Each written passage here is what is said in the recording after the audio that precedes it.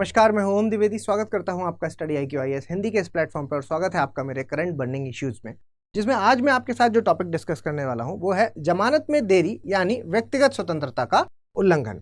देखिए, supreme court ने ये लाइन लिखी है, आप पढ़ पा रहे हैं कि bail order should not be too long. ठीक है, बहुत लंबे नहीं होने चाहिए। बेल का नाम आपने अगर सुना हो, एंटीसिपेटरी बेल जो होता है, अग्रिम जमानत जिसको कहते हैं, तो उसी के बारे में मैं बात कर रहा हूं, जिसमें कि ये कहा गया है कि बेल के जो ऑर्डर्स हैं वो बहुत लंबे नहीं होने चाहिए।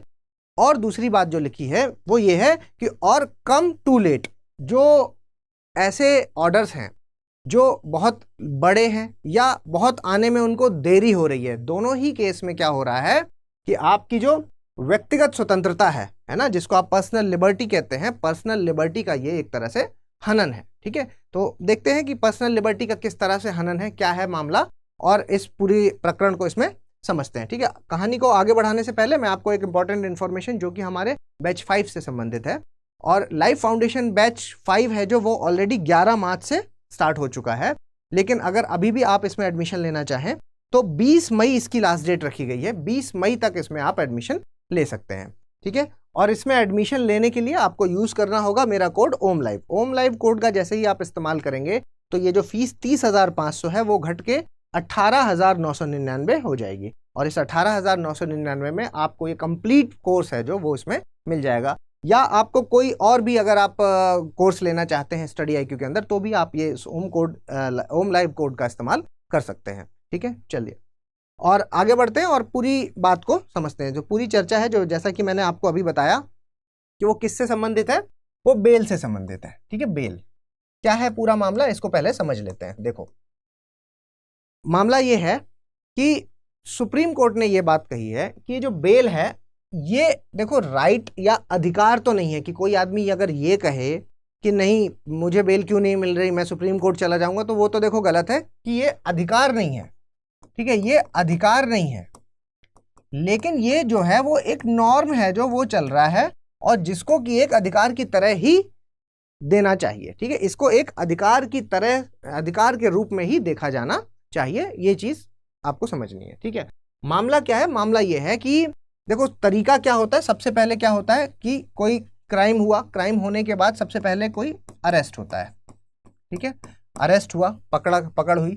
ठीक है, और पकड़ा जाने के बाद फिर उस पर क्या चलता है, ट्रायल चलता है।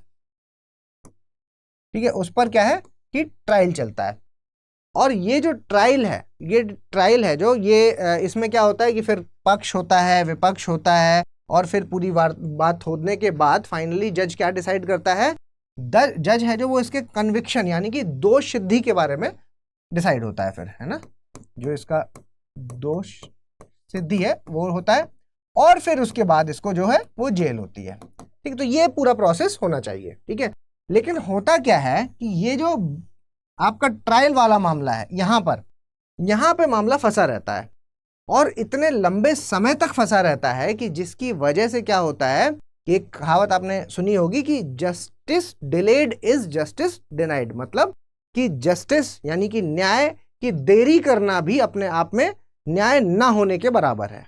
ठीक है, तो वही चीज यहां पर देखने को मिलती है कि आपका जो ये अंडर ट्रायल है जो वो लंबे समय तक चलता रहता है, जिसकी वजह से ऐसे लोग जो भाई जब तक ये दोष सिद्धि नहीं होती है तब तक ये अपराधी नहीं है, और क्योंकि ये अपराधी नहीं है तो इसको जेल में क्यों रखा जा रहा है। ठीक, तो ये वाली बात।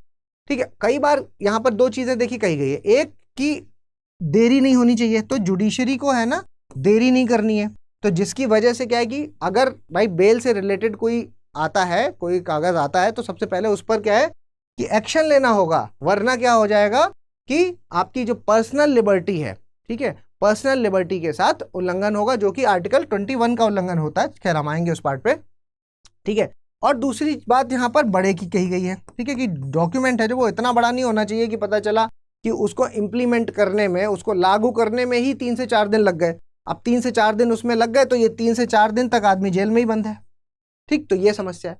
तो ये सारी चीजें हैं जो वो इन पार्ट को है जो वो कोर्ट है जो वो फोकस में लाना चाह रहा है, कि क्योंकि अग्रिम जमानत है जो वो एक नॉर्म की तरह नॉर्म है जिसको अधिकार की तरह देखा जाना चाहिए, और क्योंकि ये इससे हो क्या रहा है कि अंडर ट्रायल जो कि अपराधी अभी नहीं बना है ऐसा आदमी, वो क्या हो रहा है कि वो लंबे समय तक जेल में उसको रहना पड़ रहा है, जिससे उसकी जो पर्सनल लिबर्टी है उस वो बाधित हो रही है। ठीक है, तो कुछ बातों का जो ध्यान रखना है वो बातें क्या है, इस पर आपको समझना होगा कि एक तो देखो, जैसा कि मैंने अभी आपसे कहा कि आर्टिकल 21, ठीक है, क्या है आर्टिकल 21 में?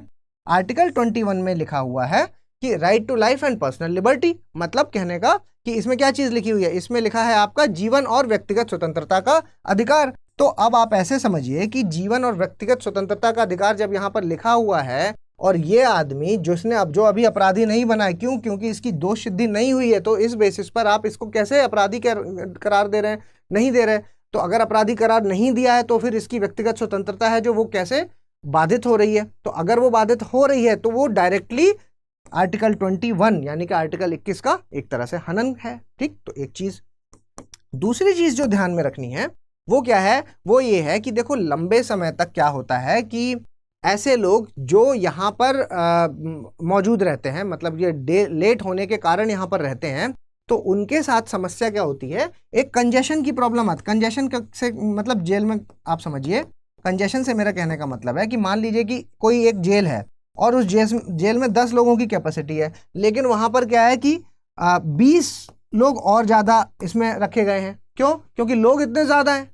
ठीक है, अंडर ट्रायल में चल रहा है सबका। हमारे देश में क्या है कि केसेस इतने ज्यादा पेंडिंग है कि अंडर ट्रायल केसेस बहुत ज्यादा हैं। अब उस अंडर ट्रायल के समय में अगर आप उसको जेल में रखेंगे तो एक तो ये भी समस्या है, कई बार यहाँ पर क्या है कि इनह्यूमन कंडीशन हो जाती है। ठीक है, तो ऐसी कंडीशन में ये लोग रह रहे हैं तो कंजेशन की एक प्रॉब्लम भी हो सकती है। ठीक है, तीसरा इसके साथ क्या हो रहा है कि भाई यहाँ पर देखो टाइम और रिसोर्स है ना, वो खराब हो रहे हैं। कैसे? देखो भाई, ये आदमी अगर बाहर रहता तो इसका एक ये जो इस समय जहां पर ये जेल में है तो ये वहां पर कुछ प्रोडक्टिव काम कर सकता था, लेकिन इसका समय यहाँ पर खराब हो रहा है। और रिसोर्स, जेल का भी रिसोर्स खराब हो रहा है। क्यों? क्योंकि सरकार को उस आदमी के ऊपर खर्च करना पड़ रहा है जो कि अपराधी है ही नहीं, तो सरकार के खजाने से जा रहा है वो चीज, है ना। वो बाहर रहता तो अपना खुद ही ये चीज मैनेज करता, लेकिन क्या है, सरकार का रिसोर्स भी खराब हो रहा है। इस अपराधी जो नहीं बना है, मतलब ये जो अंडर ट्रायल जिसका चल रहा है उसका भी रिसोर्स खराब हो रहा है। ठीक, तो टाइम और रिसोर्स के खराबी 3 पॉइंट हो गए। उसके बाद चौथा पॉइंट जो आपको ध्यान में रखना है, जो आप यूज कर सकते हैं, वो ये है कि जो सबसे इंपॉर्टेंट बात है कि इसको आप सोशल एंगल से लेके चलिए कि ऐसा आदमी, आप सोचिए ऐसा आदमी जो अभी सिर्फ अंडर ट्रायल है और अंडर ट्रायल में रहने के कारण वो 2 से 3 साल जेल में रह लेता है ना, तो समाज में उसकी क्या छवि रह जाती है? समाज में उसकी छवि खराब हो जाती है, क्योंकि समाज को ये चीज एक्सेप्ट करने में, या समाज को तो ये प्रक्रिया ही नहीं पता ना कि अभी तो भाई ये अंडर ट्रायल चल रहा है, इसका दोष सिद्धि अभी हुई ही नहीं है। ठीक है, ये प्रूफ हुआ ही नहीं है और ये सिर्फ यहाँ पर जेल में रह के आया, बाद में इसको बाइज्जत बरी कर दिया गया है। इन चीजों से समाज को कोई लेना देना नहीं होता। समाज में बहुत सारे लोग ऐसे हैं, एक बड़ा तबका ऐसा है जो बस ये मानता है कि आदमी जेल रह के आया है तो यानी कि ये मतलब इसमें कुछ प्रॉब्लम है, तो समाज में उसकी छवि है जो वो धूमिल हो जाती है, वो खराब होती है। ठीक, तो समाज में छवि।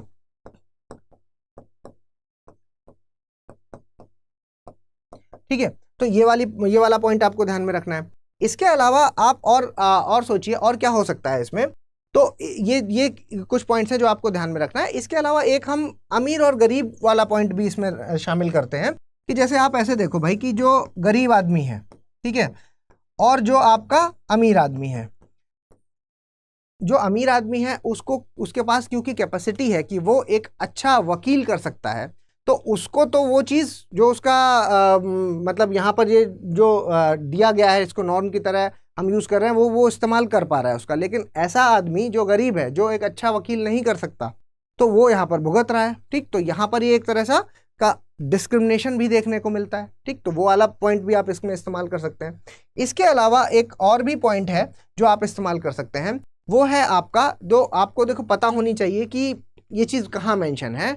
तो ये सीआरपीसी में जो आपका सीआरपीसी की में जो सेक्शन नंबर 438 है, 438, ठीक है, सेक्शन नंबर 438 है जो, उसमें क्या चीज लिखी गई है, ये अग्रिम जमानत वाली बात है जो, वो उसमें ये चीज मेंशन्ड है, अग्रिम जमानत।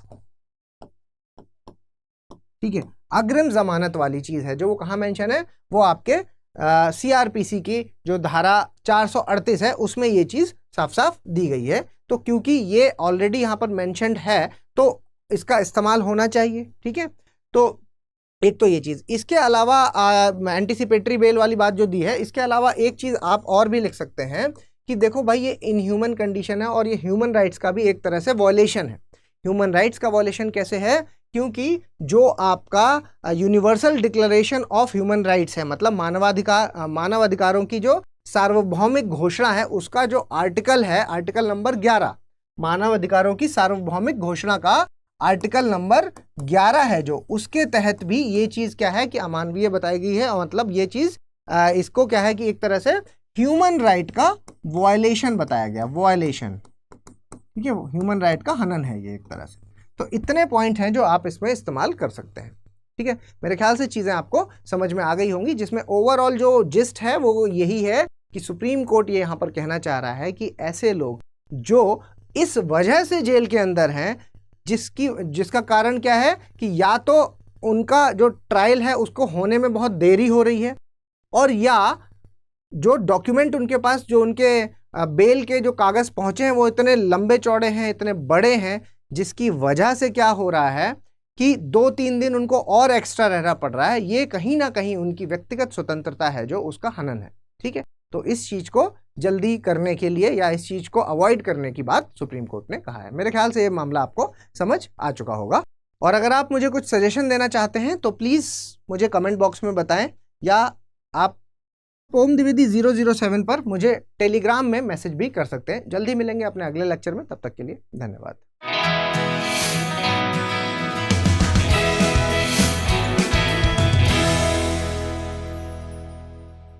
हिंदी में यूपीएससी की तैयारी से संबंधित प्रोग्राम्स को देखने के लिए सब्सक्राइब करें स्टडी IQ IAS हिंदी।